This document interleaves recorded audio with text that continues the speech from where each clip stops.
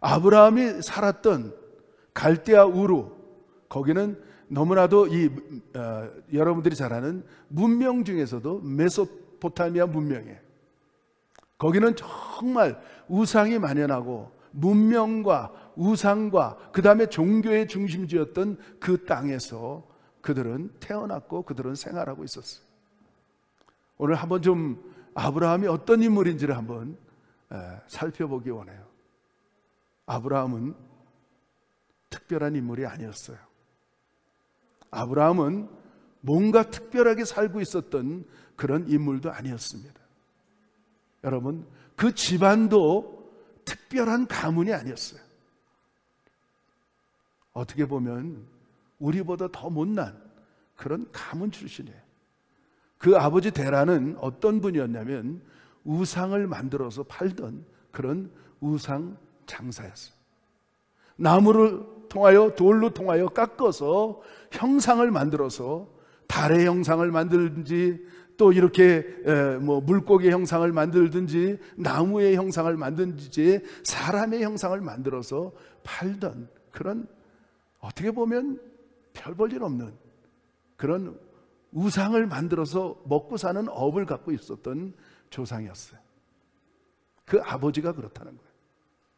그러니까 어느 날 이 아브라함은 얼마나 허탈하고 얼마나 허무하고 그곳에는 꿈도 없었고 그곳에는 뭔가 돌파구가 없었던 그 삶을 살았던 인물이었어요. 정말 아무 소망이 없던, 꿈도 꿀 수 없던, 하나님을 만날 수도 없었던 그런 아브라함이었다는 거예요.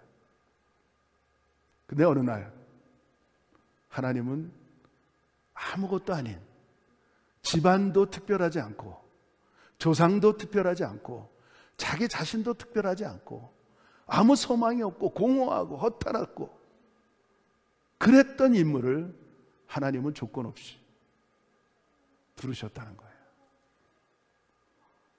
할렐루야.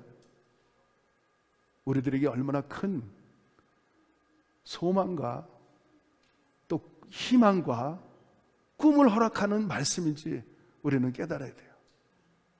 그가 특별한 인물이었다면, 그가 특별한 가문을 가졌다면 우리가 이렇게 아브라함처럼 될 수 있었을까 생각해 볼 수 있지만은, 그러나 아브라함 자체를 바라볼 때 그 땅도 우상을 섬기는 땅이었고, 더 나아가서는 아버지 데라조차도 우상을 만들어서 팔던 집안이었다는 거예요. 그 가운데 아브라함은 꿈도 없고 소망도 없고 허망하게 하루하루 살아갔던 그런 모습이었어요. 거기다 더 나아가서는 아브라함은 75세에 하나님께 부름을 받았는데 아직도 아이가 없었어요. 자기가 갖고 있던 모든 것들을 물려줘야 될 후손도 없는, 어떻게 보면 정말 소망이 없는 그런 인물이었는데 하나님은 그냥 아무 조건 없이, 아무 그런 특별함도 없이 그날 어느 날 아브라함을 불렀다는 거예요. 그게 정말 중요하다는 거예요. 여러분, 교회가 어떤 곳입니까? 한마디로 헬라어에 보면 에클레시아라는 말이에요. 에클레시아. 그것은 call out people, 하나님이 불러서 모인 모임이 교회라는 사실을 여러분 기억하시기 바랍니다. 이거를 콜링이라고 얘기합니다. 다른 말로 얘기하면 소명이라고 얘기하는 거예요. 소명. 우리는 부르지 않았다면 오늘 여러분 이 자리에 올 수 있었겠습니까? 오늘 우리 자신들을 한번 바라볼 때 우리가 뭐 잘나서 하나님이 불렀습니까? 우리가 뭔가 특별한 일을 해서 하나님이 우리를 불렀습니까? 우리 조상들이 너무 잘나서 우리를 불렀습니까? 한번 생각해 볼 은혜 아니겠습니까? 어느 날 갑자기 내가 찾은 것 같은데, 내가 주님을 찾은 것 같은데 그것도 아닌 것 같고, 어느 날 아무것도 소망이 없던 우리를, 제 자신을 하나님 아무 조건도 없이 불러주셨어요. 그러고 나서 오늘 말씀하는 거예요. 내가 너로 복의 근원이 되게 할지라. 너로 말미암아 모든 민족이 복을 받게 하고, 너를 저주하는 자는 저주를 받게 하고, 너를 축복하는 자에게 축복을 받게 하고, 너로 말미암아 온 천하 만민이 복인이 될 수 있게 해주시겠다. 그 음성을 아브라함은 들었다는 거예요. 오늘날 우리는 아브라함이 우리의 믿음의 조상이라는 사실을 예수를 믿고 나서 알게 돼요. 아브라함이 우리 믿음의 조상이요, 표상이요, 믿음의 하나의 이그젬플이에요. 아브라함을 통하여 하나님의 형상과 아브라함을 통하여 하나님의 나라의 계보를 이어나가는데, 아브라함을 통하여 훌쩍 2000년이 지난 후에 하나님의 아들 예수 그리스도가 그 족보를 통하여 태어난다는 거예요. 우리는 예수 그리스도를 믿음으로 통하여 아브라함이 우리의 믿음의 조상이라는 사실을 알게 된 거예요. 하나님이 여러분들이 부르셨어요. 저와 여러분들을 부르셨어요. 왜 부르셨을까요? 왜 부르셨을까요? 오늘 여러분들을 여러분의 삶 속에, 여러분의 가정에, 여러분의 이웃의 믿음의 조상이 될 것을 하나님은 꿈을 꾸면서 우리들을 불렀다는 사실을 믿으시기 바랍니다. 할렐루야. 여러분 정말 믿으십니까? 하나님이 왜 나를 불렀을까요? 하나님이 왜 우리를 부르셨을까요? 야단치려고? 뭔가 퍼니시하려고 부르셨겠습니까? 아니에요. 하나님은 우리를 하나님의 나라의 일꾼들로서 불러주셨다는 거예요. 그것도 오늘 이 아브라함처럼 복의 근원이 될 것을 소망하면서 하나님의 꿈을 꾸면서 우리들을 불러준 사실을 여러분 믿으시기를 바랍니다. 이것이 소명으로 이루어지는 사건인데, 이 하나님의 부르심 앞에 우리는 무엇을 깨달아야 되냐면, 우리 한 사람 한 사람이 순종으로 나아가는 거예요. 오늘 한번 생각해 보세요. 아브라함은 부를 때, 하나님이 부르실 때 그는 즐겁게 순종한 결과라는 거예요. 사랑하는 성도 여러분들, 오늘 여러분들이 즐겁고 기쁜 마음으로 하나님의 부르심 앞에 순종할 수 있다면 이미 아브라함의 길에, 아브라함의 축복의 길에, 복의 근원의 길에 우리가 서 있는 거예요. 여러분 기쁘지 않습니까? 여러분이 순종하지 않았다면 오늘 이 자리에 앉아 있을 수 있겠습니까? 오늘 여러분은 하나님의 부르심 앞에 우리가 순종하지 않았다면 그 먼 길들을 운전하면서 오늘 이 자리까지 올 수 있었겠습니까? 아니에요.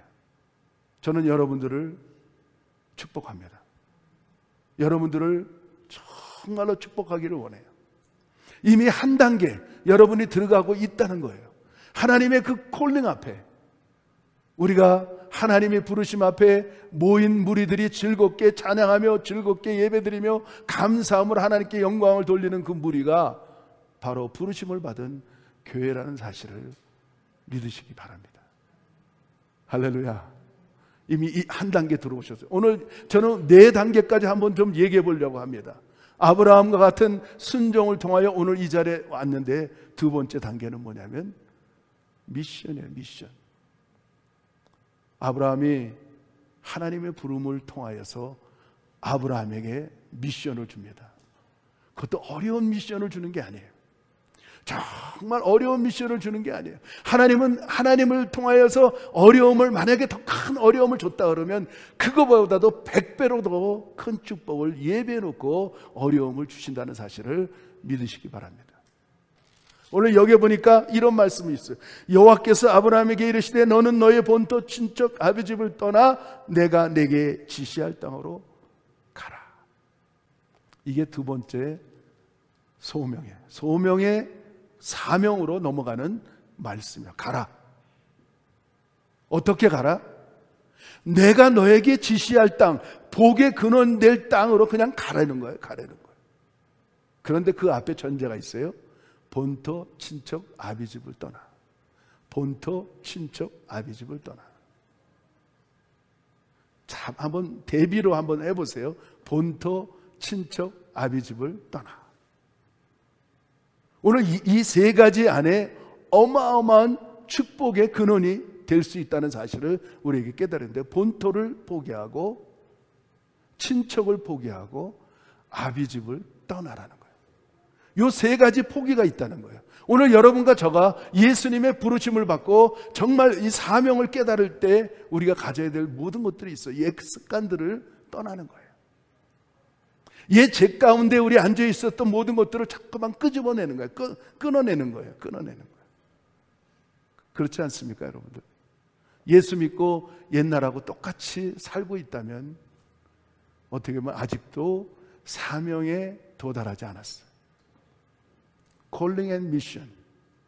콜링 기간이 지나면 사명 기간으로 넘어가는데, 미션 기간으로 넘어가는데, 그때서야 하나님이 그에게 놀라운 임무들을 맡겨나가요. 그래서 이 소명 기간을 잘 넘겨야 돼요. 모세가 40년 소명 기간을 잘 넘겼어요. 40년 동안은 세상에서 왕궁에서 살다가 40년을 광야에서 훈련 기간을 가져요. 아무것도 없던, 거기는 그냥 얼마나 드라이하고, 거기는 풀 한 포기도 찾기 힘들고, 정말 사람이 살 수 없는 그 땅. 그 주변에는 양과 염소의 소리와 양과 염소의 냄새와 그 양과 염소의 그런 냄새 속에서 젖어 있고 조용한 그곳에 40년을 유리하는 자가 됩니다. 모세는 얼마나 마음이 강했는지 그 소명 기간이 40년이 걸려요. 이스라엘 백성들이 이 광야를 4일이면 갈 수 있는 가나안 땅에 들어갈 수 있는 일을 40년이 걸려요. 왜냐하면 그 이스라엘 백성들이 목이 곧았기 때문에 그래요. 여러분, 소명 훈련 기간을 짧게 한다면, 짧게 하기를 원한다면 여러분, 순종과 복종의 훈련이 정말 중요하다는 것을 깨닫게 돼요. 그 훈련 속에서 정말 순종으로 나아가면 하나님은 그 긴 그 훈련 기간을 완전히 압축을 해서 짧게 4일 만에 들어갈 수 있는 길을 열어놓는다는 거예요. 물론 이것이 놀라운 은혜예요. 아브라함도 그 훈련 기간이 얼마나 길었는지 몰라요. 아브라함은 허점투성이었고 실수투성이었고, 그 아브라함은 정말 그런 완벽한 믿음의 사람이 아니었다는 사실을 통하여 우리들에게 얼마나 큰 위로가 되고 힘이 되는지를 우리는 깨달을 수 있다는 거예요. 얼마나 실수가 많은지 아십니까? 하나님은 분명 다시는 애굽으로 내려가지 말라고 얘기했어요. 그런데 다시 애굽으로 내려가요. 흉년이 왔다고, 어려움이 왔다고 다시 뒤돌아보면서 내려가요. 그랬을 때 정말 자기 아내, 정말 자기가 사랑하는 그 아내, 그 사라를 그 땅의 왕에게 빼앗겨요. 그러면서 어떻게 빼앗기냐면, 그는 내 아내가 아니고 내 누이 동생이라고 거짓말까지 하면서 그 누이 동생을 빼앗겨요. 얼마나 비참하게 나가는지 몰라요. 왜 그랬을까요? 그는 하나님 앞에 순종을 해야 될 사람이, 하나님 앞에 정말 순종으로 나가야 될 사람이 가지 못한 결과를 초래하게 된다는 사실을 깨닫게 됩니다. 사랑하는 성도 여러분들, 그 훈련 기간을 여러분 짧게 압축하시기 바랍니다. 그건 다른 게 아니고 말씀에 순종하는 거예요. 부르심에 순종하는 거예요. 그게 1단계를 패스하게 되면 두 번째 단계로 넘어가는데, 아브라함은 두 번째 단계에 그 사명을 받게 되는, 가라는 거예요. 본토 친척 아비집을 떠나서 내가 지시할 땅으로, 너에게 복을 주실 땅으로 가라는 거예요. 근데 아브라함은 그대로 패스해요. 아주 오랜 시간이 지난 후에 히브리서 11장에는 아브라함을 이렇게 얘기해요. 그는 갈 바를 알지 못했으나 그가 믿음으로 출발했다고 돼 있어요. 사명을 감당합니다. 참 놀라운 그 일을 이뤄나가서 결국에는 믿음의 조상이라는 정말 우리가 정말 부러워할 정도로 믿음의 조상이라는, 그는 너무나도 완벽하지 않았고 너무나도 허점투성이었고, 그러나 그가 어느 순간에 하나님의 믿음의 사람으로, 하나님의 정말 칭찬하는 사람으로 변화될 수 있었고 바뀌어줄 수 있고 복의 근원의 사람이 됐다는 거예요. 소명이 끝나고 사명으로 넘어가기 시작했어. 가라. 그는 갈 바를 알지 못했어. 근데 출발을 하게 돼요. 여기에 우리 성도들하고 얼마나 기가 막힌 사건이 있냐면, 마태복음 28장에 보면 정말 지상명령이 있습니다. 내가 하늘과 땅의 모든 권세를 가졌는데 난 너희들에게 주기를 원한다. 너희는 가서 아버지와 아들과 성령의 이름으로 세례를 주고 내가 분부한 모든 것을 가르쳐 지키게 할지어다. 볼지어다 세상 끝날까지 내가 너희와 함께 있으리라. 이것이 우리에게 지상명령을 주시는 사명의 간결한 사실을 깨닫게 해주신다는 거예요. 우리도 이 사명으로 들어가려면 너희들은 가라는 거예요. 어디로 가라? 사도행전 1장에 보면 우리는 땅끝까지 이르러 복음을 전하는 그런 사명자라는 사실을 믿으시기 바랍니다. 여러분, 땅끝이 어디입니까? 이 지구가 둥글어서 땅끝으로 가려면 이렇게 우리가 열심히 땅끝으로 걷다 보면 결국은 땅끝이 어디냐면 내 발끝이에요. 내 발끝이 여기가 땅끝이에요. 오늘 여러분이 앉아있는 곳이 땅끝이에요.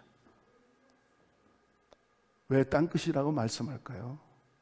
우리가 복음을 어디에서부터 시작해야 하느냐? 내 자신과 내 집안부터 시작하는 거예요. 할렐루야. 우리가 미션을 우리가 받는데, 사명을 받는데, 아브라함이 사명을 받았는데 너는 가라고 말하는 그 땅인 축복의 땅, 그 가나안 땅, 하나님이 젖과 꿀이 흘리는 그 땅을 가서 복음을 전하는 게 집안을 다스리라는 거예요. 새롭게 시작하라는 거예요. 내 인생을 이제까지 각오했던 모든 것들을 청산하고, 정말 죄악 가운데 있던 것들을 청산하고, 그 하나님이 별로 보기 싫은 그곳을 청산하고, 정말 하나님이 지정한 그 땅을 시작하라는 거예요. 오늘 2022년 여러분 복의 근원이 될 것을 저는 선포합니다. 여러분 자신과 여러분의 가정이 복의 근원 될 것을 저는 선포합니다. 오늘 2022년부터 오늘 여러분의 집안이 복의 근원 되시기를 바랍니다. 그것은 이미 여러분들은 소명이 지났고 이제 사명의 말씀을 듣고 있는 거예요. 미션의 말씀을 듣고 있는 거예요. 너희는 가서 아버지와 아들과 성령의 이름으로 가르쳐 지키게 하는 그런 인물들이 된 거예요. 그럴 때 복의 근원이 되는 아브라함과 같은 사람이 된다는 사실을 믿으시기를 바랍니다. 할렐루야. 오늘 이 아브라함은 그것을 너무나 잘 알고 있었어요. 갈 바를 알지 못했지만, 정말 갈 바를 알지 못했지만 그 순종하는 마음으로 그 훈련 기간을 패스하고 정말 사명 기간으로 들어가서 하나님 앞에 그 일을 실천해가는, 여러분 어떤 일이 있었는지 아십니까?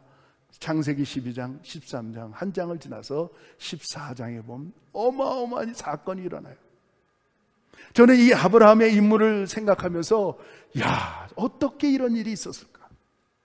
정말 엄청난 축복의 일이 일어나는데, 아브라함을 통하여 일어나는데, 여러분 정말 놀라지 마십시오.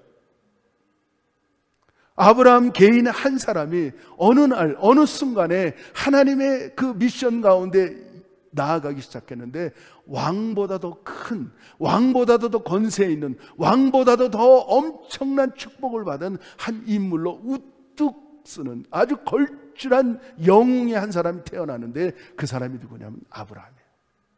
14장에 보면 조카 롯과 같이 나갔지만 조카 롯은 세상이 너무 좋아서 그런 소돔과 고모라 땅에 가서 거기서 정말 잘 살고 있었어요. 거기는 어떻게 보면 우상이 만연하고 세상 죄악 가운데 있었는데, 아브라함은 거기서 양보를 해요. 조카에게. 지금으로 생각하면 내가 어른이니까 내가 먼저 선택할 수 있는데, 그는 믿음의 사람이었고 하나님의 사람이었기 때문에 조카 롯에게 양보를 해요. 네가 우하면 난 자할 것이고 네가 자하면 나는 우하리라. 그리고 양보를 하고 좋은 땅을 허락해. 그런데 아브라함은 광야, 쓸모도 없는 그 땅. 여러분 잘 들으시기 바랍니다. 아무리 쓸모 없어도 하나님만 거기 계시면 쓸모 있는 땅으로 변화된다는 거예요. 별 볼 일 없던 아브라함, 소망도 없던 아브라함, 그 조상도 그 가문도 별 볼 일이 없던 그 아브라함이 어느 순간에 하나님이 부르셔서 하나님의 사명으로 넣은 것 같은 그 사람은 걸출한 영웅으로, 걸출한 왕과 같은 그 사람으로 완전히 바뀌어지는 것을 볼 수가 있어요. 거기에 핵심이 뭐냐? 누구와 함께 하느냐는 거예요. 여러분 지금 누구와 함께 합니까? 여러분 누구를 신뢰하고 있습니까? 여러분 지금 그 건장하고 그냥 건강하고 힘이 있는 그 사람을 신뢰하고 있습니까? 오늘 세상에서 가장 중요한 여러분 물질을 신뢰하고 있습니까? 여러분 건강도 물질도 다 하나님 것이라는 사실을 믿으시기 바라요. 아무것도 아니었던 아브라함, 정말 별 볼 일 없던 아브라함, 소망도 없던 아브라함이 하나님을 만난 그 이후에 이 사건을 겪어마는데 여러분 놀라지 마시기 바라요. 그 땅에서 전쟁이 일어났는데 연합전쟁이 일어나요. 연합전쟁. 소돔 왕을 통하여 5 왕과 그 다음에 저기 지금 자기가 태어났던 메소포타미아 지역의 그 페르시아 땅에서 4 왕이 일어나서 전쟁이 일어나요. 오늘 이 페르시아에 있던 4 왕이 일어나서 연합군이 그 오기 시작하는데 얼마나 강력하고 얼마나 잔인하고 얼마나 포악했던지 오는 데마다 약탈하고 오는 데마다 불을 지르고 완전히 초토화시켜서 소돔 땅까지 와. 그 이유는 뭐냐면 소돔 왕과 이 5 왕이 13년 동안 조공을 바쳤는데 14년 후에 조공을 끊어버렸어요. 그랬더니 이 엘람 왕과 4 왕이 화가 나서 연합을 해서 지금 전쟁을 하러 오는 거예요. 그 땅에서 소돔 땅에서 전쟁이 일어났는데 연합전쟁에는 5 나라와 4 나라가 전쟁이 붙었는데 세상에 엘람 왕 4 왕이 완전히 이 5 왕을 쳐서 완전히 초토화시켜버려요. 그리고 지금 소돔 땅에 있던 소알 땅에 있던 그 5 나라의 모든 것들을 약탈해서 완전히 약탈해서 여자 아이 할 것 없이 그 양과 염소 소들을 다 약탈해서 지금 자기 나라로 끌고 가고 있는 거예요. 비참한 일을 당하고 있어요. 룻이 바라봤을 때 소돔 땅은 정말 에덴 동산 같고 그렇게 풍요한 땅이 어느 날 순간에 완전히 전쟁에 패해 초토화가 돼서 지옥으로 변화되는 거예요. 근데 어느 날 광야에 있었던 하나님을 섬기며 하나님과 함께 했던 광야에 있었던 아브라함에게 그 한 종이 달려와서 사건을 얘기해 줘요. 당신 조카 롯이 지금 전쟁포로로 끌려가고 있다는 거예요. 아브라함이 소리스라치게 놀랐어요. 여러분 아브라함 한 사람이 어떻게 그런 어마어마한 그 5 나라를 쳐부시고 승리한 4 나라의 왕들을 이길 수 있었겠습니까? 여러분 한번 보세요. 광야에서 하나님과 함께 했던 아브라함이 스스로 가시들이 있었는데 군사들이 있었는데 318명이 있었어요. 성경에는 이 4 나라가 얼마만큼 군사가 있었는지 기록은 없어요. 그러나 아브라함의 그 갖고 있는 개인 군사가 있었는데 318명이에요. 여러분 한번 상상을 동원해서 그 5 나라를 이긴 4 나라의 연합군 군사들하고 그 포악한 그 어마어마한 무기를 갖고 있고 그런 조직적인 군사를 갖고 있는 그 연합군을 이길 수 있겠습니까? 318명으로 가지고. 아마 아브라함도 갈등했을 거예요. 그런데 아브라함은 믿음으로 그의 마음에 미션이 있는 사람은 사랑이 풍성하기 때문에 그 사랑 때문에 복음을 전하게 돼 있어요. 그 사랑 때문에 자녀들에게 복음을 전할 수밖에 없고, 그 사랑 때문에 내 아내와 남편에게 복음을 전할 수밖에 없고, 그 사랑 때문에 이웃에게 복음을 전할 수밖에 없어요. 왜냐하면 그 사랑이 불타서 만약에 그 사람이 예수를 믿지 않는다면 지옥에 갈 수밖에 없다는 것을 너무나도 잘 알기 때문에, 그 사랑 때문에, 그 사람을 향한 사랑 때문에 지옥 가면 안 되는 것을 너무나도 잘 알기 때문에 천국으로 옮겨주기 위해서 복음을 전할 수밖에 없는 거예요. 여러분, 아브라함은 개인 구사 318명, 지금으로 얘기하면 아브라함이 교회를 형성하고 있었던 거예요. 어느 교회? 몸이 하나고 마음이 하나가 된 그런 가솔들과 함께 늘 예배를 드리고 늘 함께 했던 그 사람들이 그 연합군을 향하여 우리 한번 전쟁을 치러보자. 아무도 노하는 사람이 없었다는 거예요. 일사불란하게 318명의 그 밤중에 일어나서 틈을 타서 그 연합군, 네 왕들, 포항무독한 조직적인 국군대를 밤사이에 완전히 초토화시켜버리는 놀라운 사건이 일어나요. 여러분, 얼마나 놀라운 사건입니까? 아브라함이 얼마나 겸손하고, 아브라함이 얼마나 그 후에 하나님을 만난 후에 얼마나 복된, 정말 걸출한 영웅, 믿음의 사람으로 변화되는지, 그가 그렇게 전쟁을 치르러 이기고 승리하고 돌아왔는데도 그 공을 자기에게로 돌리지 않았다는 거예요. 그 모든 전리품들을 자기가 하나도 취하지 않고 도로 다 나눠줬다는 거예요. 여러분, 놀라지 않습니까? 한 광야에서 별 볼 일 없던 한 인물, 아브라함, 소망이 없었던 그 인물, 어느 한순간에 하나님이 꽉 들어쓰시는데, 사명을 주시기 위해서 탁 들어쓰시는데, 한 나라의 대통령과 견주는, 그 5 왕들보다도 더 올라가는 살렘 왕 멜기세덱이 와서 그에게 칭찬을 하고 축복할 정도로 걸출한 왕으로 한순간에 우뚝 쓰는 그런 아브라함이 됐다는 사실을 믿으시기 바랍니다. 저와 여러분들도 그렇게 될 것을 저는 믿습니다. 여러분의 가정에 누구와 함께 하느냐, 여러분의 개인의 삶이 내가 누구를 믿고 나아가고 있느냐, 내가 무엇을 믿고 나가고 있느냐, 이게 너무 중요하다는 거예요. 근데 우리는 세상의 셔머니즘, 세상의 그 미신을 믿는 무당과 틀려요. 무당을 찾아가는 사람들은 한 번 100만 원짜리, 500만 원짜리, 1000만 원짜리 구슬하고 축복을 받으려고 해요. 그것은 미신, 셔머니즘이라고 얘기해요. 그런데 오늘 본문에 보니까 아브라함은 갈 바를 알지 못했는데, 이 3번째 단계예요. 갈 바를 알지 못했는데 말씀을 쫓아갔다고 되어 있어요. 말씀을 쫓아가. 왜 우리가 확실한 신앙을 갖고 있느냐? 왜? 우리는 66권의 말씀이 있기 때문에 이 말씀을 쫓아가는 거예요. 할렐루야. 그래서 우리는 미신이 아니에요. 우리의 믿음의 근거가 어디 있냐? 말씀이라는 사실을 여러분 믿으시기를 바라요. 성경에 보면 신약에 베드로라는 그런 수제자가 나타납니다.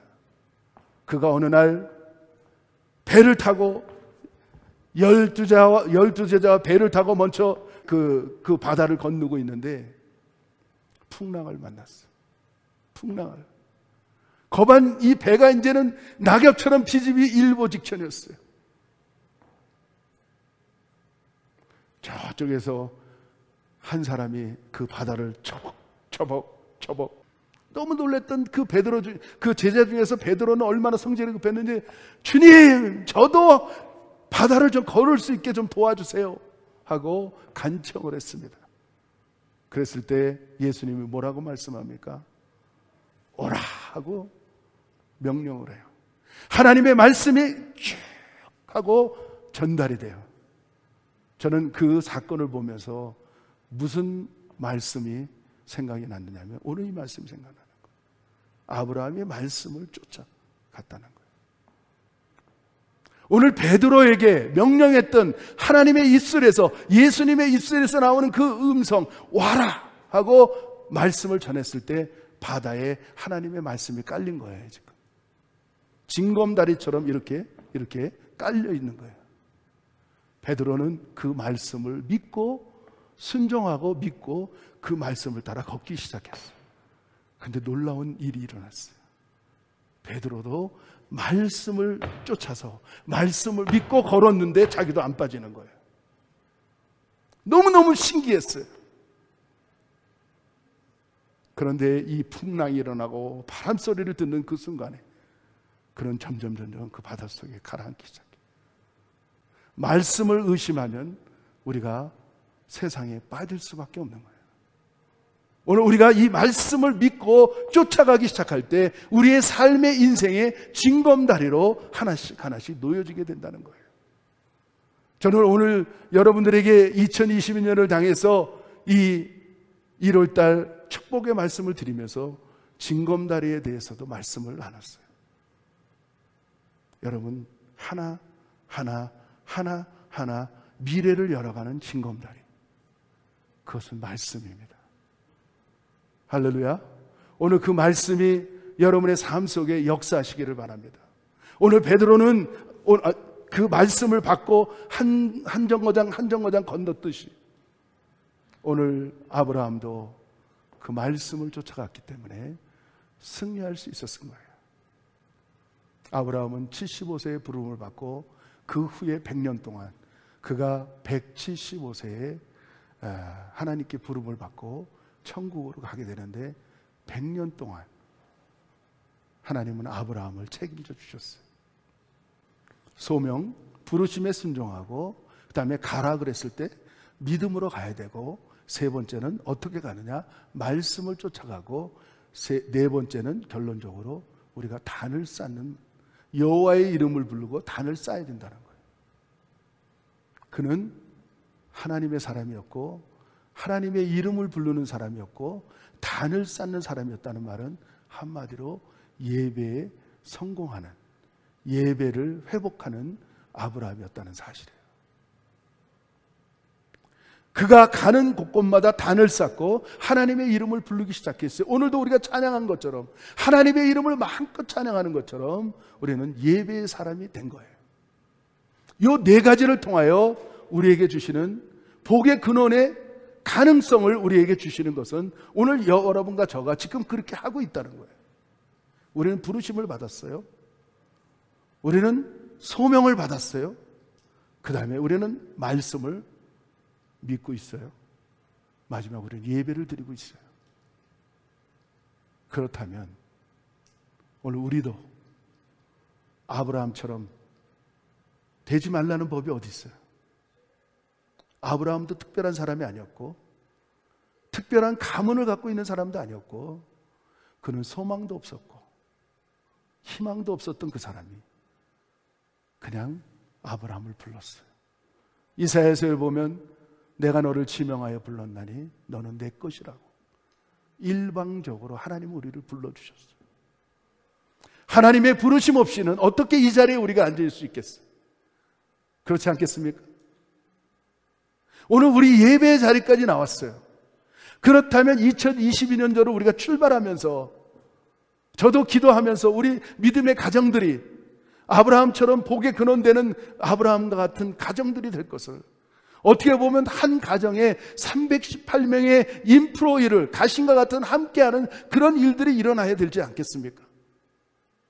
저는 그 간절한 소원을 가지고 오늘 말씀을 전합니다. 마지막 이 예배, 어떤 예배를 우리가 추구해야 되느냐? 그것은 신약에 말씀하고 있어요. 그러므로 형제들아, 하나님의 모든 자비하심으로, 하나님의 모든 자비하심으로 내가 너희들에게 권하는데 너희 몸을 거룩한 산제사로 드리라. 이는 너희들이 영적 예배다. 우리가 많은 경우에 영적 예배 그냥 막 퍼뜩퍼뜩 뛰고 그냥 은사도 나타나고 방언도 하고 이런 것들을 생각하고 있는데, 여러분 오늘 영적 예배는 살아있는 몸이 살아있는 교회에 가서 예배 드리는 것을 영적 예배라고 말씀하고 있다는 거예요. 믿으시기 바랍니다. 오늘 우리 전 세계가 지금 코로나 바이러스 때문에 얼마나 몸살을 앓고 있는지 몰라. 거기다가 델타, 오미크론 이런 것들 때문에 얼마나 우리 인생들이 두려워하고 얼마나 염려하고 근심하고 있는지 몰라요. 인터넷으로 예배를 드려요. 그러나 성경은 그렇게 말하고 있지 않습니다. 너희 살아있는 몸이 살아있는 교회에 와서 살아있는 예배를 드리는 것을 영적 예배라고 인정해 주는 거예요. 내 살아있는 몸이 살아있는 그 교회에 가서 살아있는 하나님을 배우는, 우리가 방 안에 앉아서 그냥 외부로 예배 드리는 것이 그것이 영적 예배 아니라는 것을 우리에게 가르쳐 주고 있어요. 그러면서 2절에 너희는 이 세대를 본받지 말라고 되어 있어요. 하나님은 어제나 오늘이나 영원토록 동일하신 분이에요. 여러분, 세대 차이, 여러분 세상이 만들어낸 거예요. 믿음의 사람들은 세대 차이가 없어요. 갓난아이나 1살이나 10살이나 청년이나 장년이나 노년이나 다 똑같아요.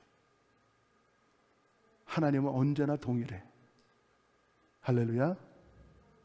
우리는 그런 예배를 추구하는 겁니다. 믿으시기 바랍니다.